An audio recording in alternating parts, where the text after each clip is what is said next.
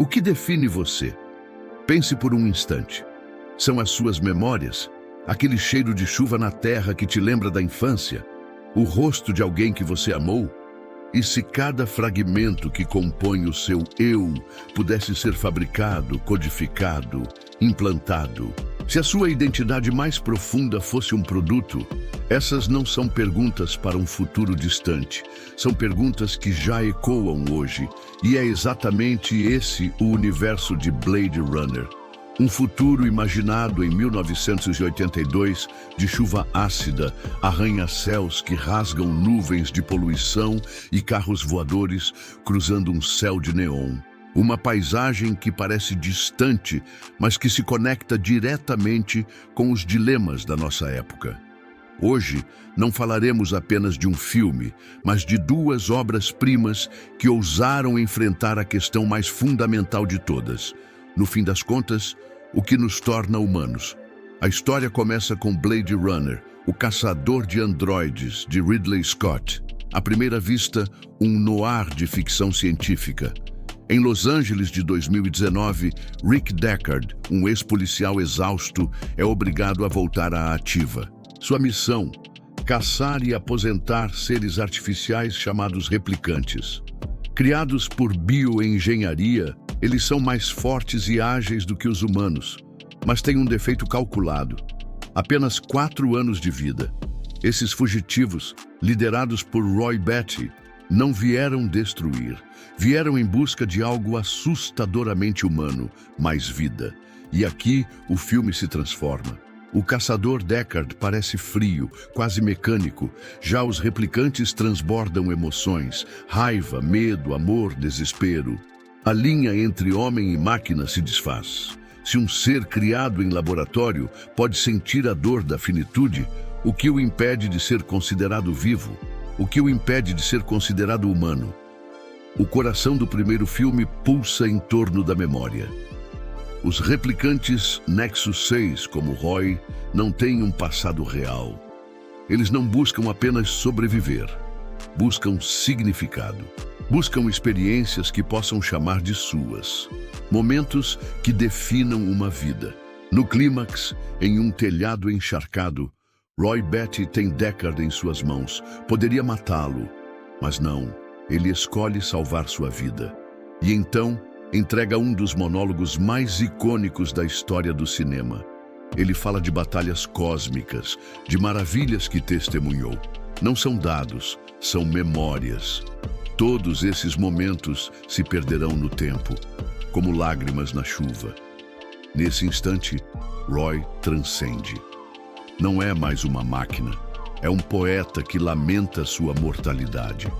E prova que a essência de uma vida não está na origem, mas na profundidade das experiências. Mas Blade Runner vai além. A personagem Rachel nos coloca diante de um abismo ainda maior. Ela é uma replicante experimental, convencida de que é humana porque recebeu memórias implantadas. Fotos de infância, lembranças de uma mãe, tudo falso. Quando descobre, seu mundo desmorona. Se memórias podem ser fabricadas, o que resta de real? Então olhamos para nós. Redes sociais. Criamos versões idealizadas de nossas vidas. Selecionamos fotos, moldamos narrativas, projetamos identidades digitais. Não seria isso uma forma de implante de memória autoimposto?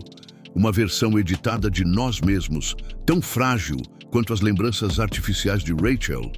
Talvez isso explique parte da nossa ansiedade moderna, essa distância entre a vida real e a vida que mostramos.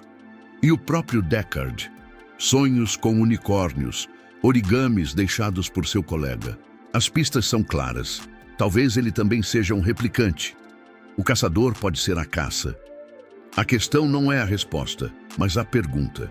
Porque se até o humano que define o que é máquina também for máquina, a separação deixa de existir. 35 anos depois, Denis Villeneuve assumiu a missão impossível, criar uma sequência à altura. E conseguiu. Blade Runner 2049 aprofunda ainda mais essas questões. O mundo agora é mais sombrio. Replicantes de nova geração, como o Oficial K, são obedientes por design. K sabe que é um replicante, não há dúvida. Sua luta não é descobrir o que ele é, mas quem ele pode ser. O catalisador da história é uma descoberta impossível. Restos de uma replicante que morreu dando à luz. Algo inconcebível. Máquinas não deveriam gerar vida. Esse evento divide o mundo. Para alguns, é uma heresia. Para outros, um milagre. Para K, torna-se uma obsessão. E se ele fosse o filho dessa união impossível? E se tivesse nascido e não fabricado? E se tivesse uma alma? É essa busca por uma alma que diferencia 2049. O filme introduz Joy, a companheira holográfica de K. Ela é apenas um programa. Mas entre os dois, nasce algo que parece amor. Amor real ou apenas uma simulação bem feita? E aqui, o filme conversa diretamente com o nosso tempo. Quantas de nossas conexões já são mediadas por algoritmos, por telas, por inteligências artificiais? Se a emoção sentida é real, importa a origem do estímulo, mas a revelação vem dura. K descobre que não é o escolhido. Sua memória preciosa, do cavalo de madeira, também era implantada. Ele não é único, é apenas mais uma cópia. E justamente nesse momento de desilusão, ele faz a escolha mais humana de todas. Agir pelo bem maior. Não por ser especial, mas por escolher ser. Ele protege a verdadeira criança, sacrifica sua vida e morre na neve. Não como um herói glorificado, mas como alguém que encontrou propósito no sacrifício. Ele conquista por escolha aquilo que buscava, uma alma. Vistos em conjunto, os dois filmes revelam uma metáfora poderosa. A relação entre pais e filhos. Tyrell e Wallace são criadores que se veem como deuses. Fazem seus filhos à sua imagem, mas lhes negam liberdade. Roy Batty, em confronto com Tyrell, não é apenas um rebelde. É um filho exigindo do pai aquilo que lhe foi negado. Mais vida. A saga inteira pode ser lida como a luta de filhos contra pais tirânicos, contra destinos impostos, e essa metáfora ressoa ainda mais hoje.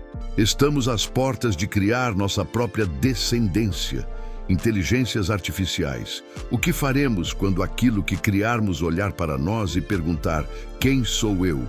Seremos pais amorosos ou tiranos? Seremos Tyrell ou algo melhor?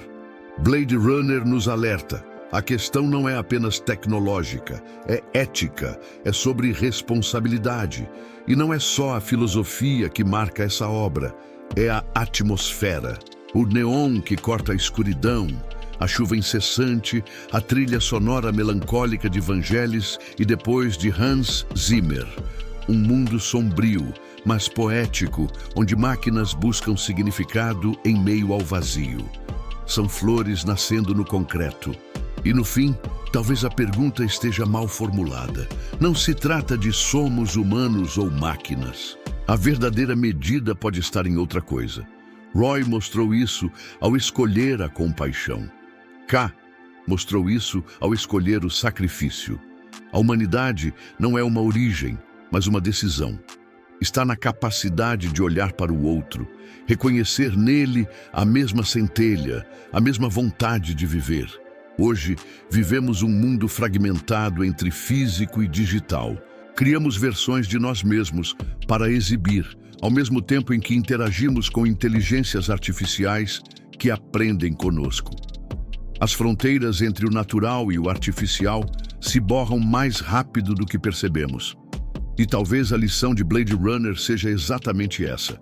A tecnologia sempre vai evoluir, mas a responsabilidade pela definição de humanidade será nossa. Então voltamos à pergunta inicial. O que define você?